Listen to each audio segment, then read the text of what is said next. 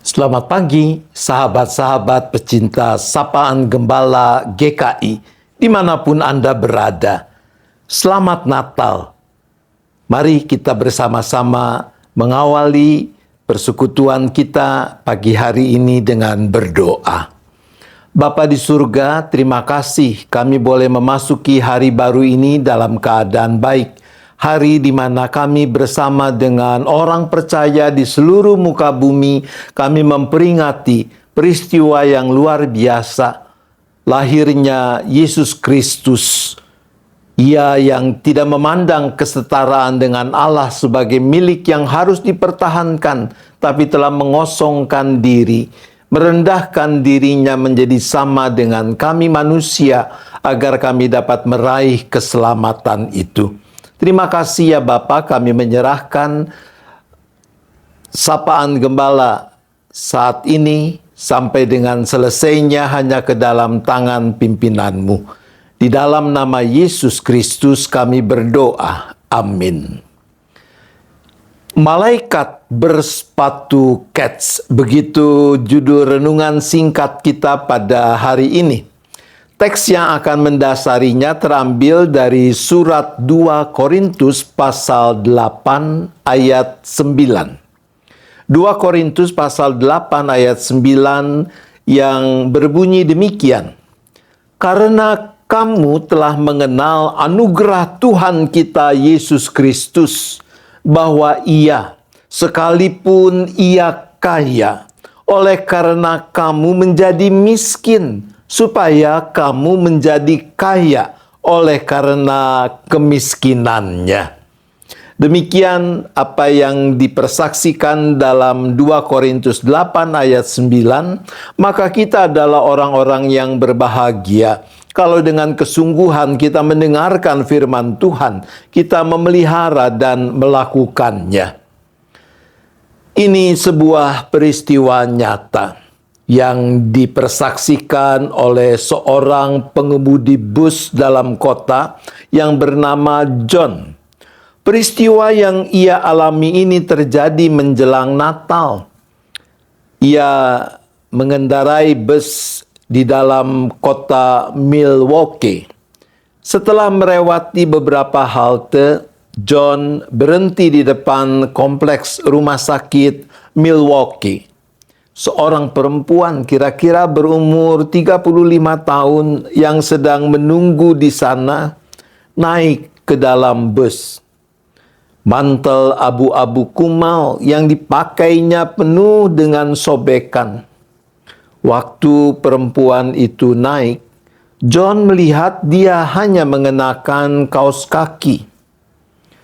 Apakah bus ini menuju pusat kota? Tanya perempuan tadi. Ya, kita akan sampai ke sana, jawab John, sambil tetap memandang kaki perempuan itu. Tapi sekarang kita harus bergerak ke arah barat dulu. Oh, saya tidak keberatan dengan perjalanan yang jauh, asalkan saya bisa tetap hangat, kata perempuan itu. Perempuan itu membayar ongkos lalu duduk. John tidak dapat menahan diri lagi. Di mana sepatumu? Ujar John. Anda tidak bisa keluar dalam cuaca seperti ini tanpa mengenakan sepatu. Perempuan itu menegakkan tubuhnya dan membetulkan letak mantelnya. Lalu berkata, Anda tidak perlu khawatir. Tuhan yang baik akan memelihara saya. Tuhan selalu begitu. Saya bersyukur saya mempunyai cukup uang untuk membeli sepatu bagi anak-anak saya. Dan itu yang paling penting. John tidak dapat mempercayai apa yang didengarnya. Wanita yang tidak memakai sepatu itu berkata supaya ia tidak perlu khawatir.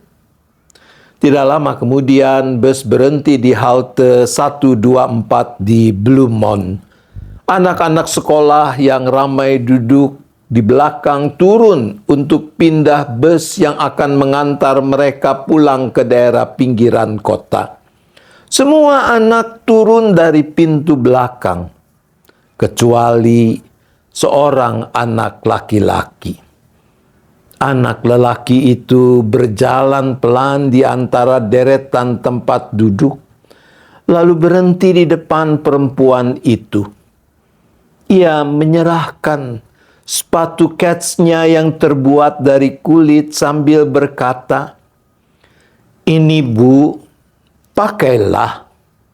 Tanpa menunggu respons perempuan itu, anak itu turun dari bus dan berjalan di tengah udara dingin hanya mengenakan kaos kaki. Itulah Natal yang paling indah yang dialami John selama belasan tahun mengendarai busnya. Ibu bapak saudara-saudara yang dikasihi Tuhan, teks kita mengatakan dari perspektif lain tentang apa yang sesungguhnya terjadi dalam peristiwa Natal. Kelahiran Yesus adalah demonstrasi kasih sejati. Kasih sejati selalu diwarnai dengan semangat pengorbanan.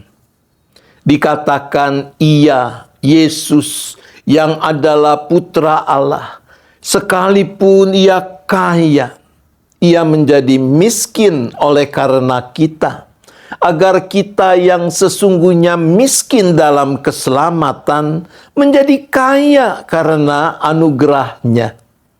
Oleh karena itu, kita yang sekarang telah menjadi kaya dalam keselamatan, dipanggil untuk mengikuti teladan Yesus, mempraktikkan kasih yang esensinya adalah pengorbanan yang tulus.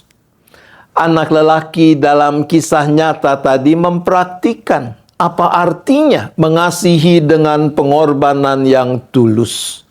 Kasih yang tidak menahan kebaikan dari orang-orang yang berhak menerimanya. Ia tidak sekedar memberi, Dia memberikan apa yang dibutuhkan perempuan itu, sekalipun untuk itu dia harus berkorban. Tapi sekali lagi, bukankah di dalam kasih selalu harus ada pengorbanan? Apa jadinya dengan kita kalau Yesus tidak bersedia mengorbankan dirinya? Mother Teresa pernah berkata, "Memberi barulah memberi jika sampai terasa sakit." Yesus melakukan itu. Anak lelaki dalam cerita kita melakukan itu. Bersediakah kita juga melakukannya? Mari kita berdoa. Bapa di surga, kami sungguh bersyukur kami masih mendapat kesempatan untuk dihimpunkan di dalam dan melalui layanan sapaan Gembala GKI saat ini. Hari ini hari istimewa bagi kami semua, karena kami memperingati peristiwa yang luar biasa, bagaimana Yesus Sang Kristus, Putra Allah yang Maha Kaya, Ia bersedia untuk merendahkan dirinya, mengosongkan dirinya, menjadi miskin, menjadi sama dengan kami manusia, agar kami manusia celaka yang seharusnya binasa, kami beroleh selamat. Ya Bapa, tolong kami untuk bukan cuma sekedar mengingat kasih sejati yang diwarnai dengan pengorbanan Kristus itu, tetapi peristiwa Natal ini juga boleh menggerakkan kami untuk mau mempraktikkan kasih yang sesama, kasih yang sama dalam relasi kami dengan orang-orang di sekitar kami, terutama dengan mereka yang membutuhkan uluran tangan kasih. Pakailah kami menjadi alat-alat damai sejahtera-Mu, agar melalui kehadiran kami. Orang-orang di sekitar kami, mereka boleh mengalami kehadiran kasih Allah, sebagaimana Kristus menghadirkan kasih Allah di dalam kerendahannya, mau menjadi sama dengan kami manusia. Terima kasih ya Bapa, biarlah semangat Natal boleh terus menghidupi kami sepanjang hari-hari hidup kami. Membangkitkan dalam diri kami sukacita, damai sejahtera, tapi juga pengharapan dan kekuatan ketika kami harus menghadapi berbagai persoalan. Kami harus memikul rupa-rupa beban di dalam kehidupan ini. Terima kasih ya Bapa, terima kasih. Kami bersyukur, kami memohon hanya di dalam nama Tuhan Yesus Kristus. Amin. Hari ini karena istimewa, maka kita juga akan mendengar apa yang menjadi pesan pastoral dari Badan Pekerja Majelis Sinode GKI yang akan disampaikan oleh Pendeta Agus Wijaya. Selamat Natal, Ibu Bapak, Saudara-saudara. Tuhan tetap beserta kita.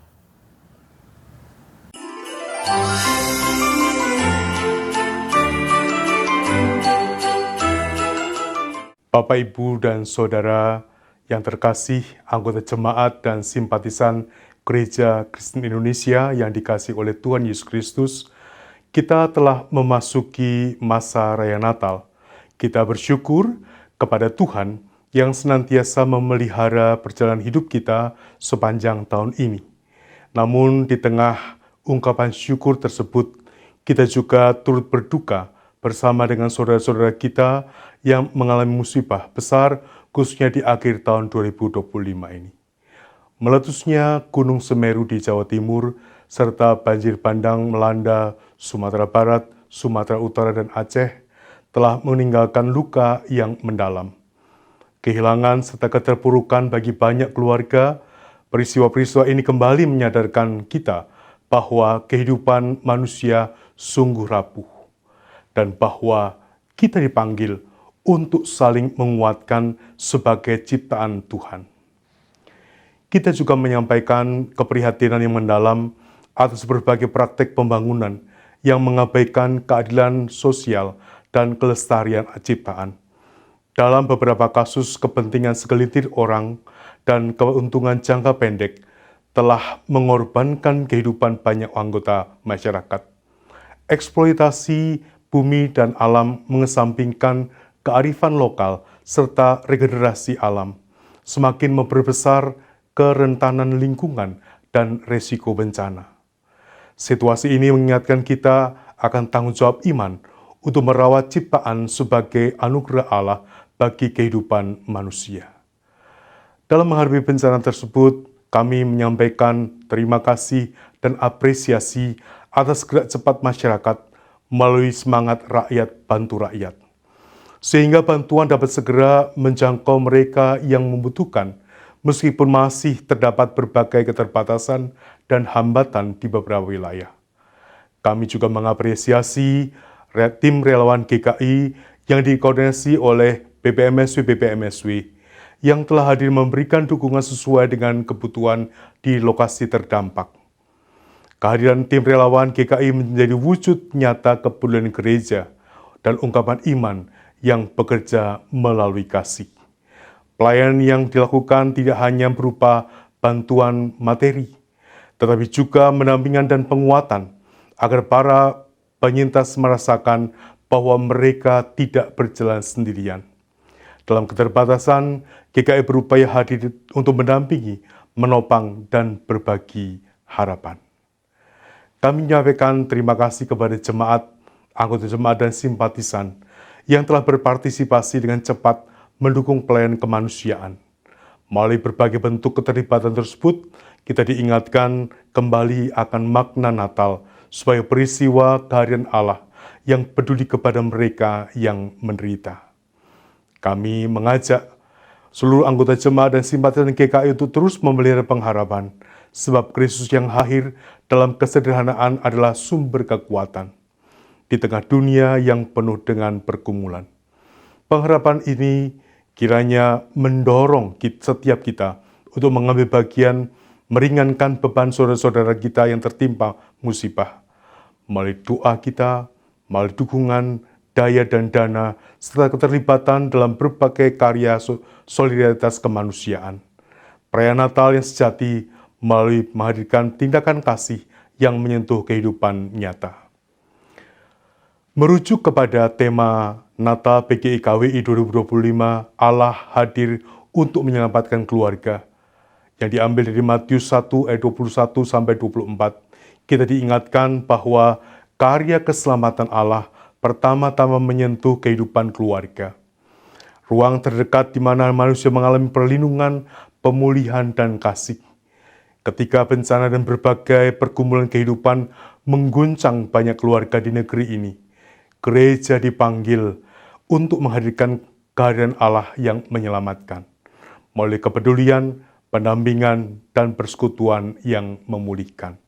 Tema ini mengajak kita untuk merayakan Natal bukan hanya sebagai peristiwa liturgis, tetapi sebagai panggilan untuk memperkuat keluarga-keluarga, menyembuhkan yang terluka, dan menegakkan martabat setiap anggota keluarga. Dalam perjalanan pelayanan Badan Pekerja Majelis Sinode, kami juga menginformasikan bahwa BPMS GKI periode 2022-2026 telah memasuki tahun ketiga dari masa pelayanannya. Melalui persidangan ke-23 Majelis Sinode yang dilaksanakan di Gresik, Jawa Timur, telah terbentuk panitia nominasi untuk mempersiapkan personalia BPMS GKI periode 2026-2030.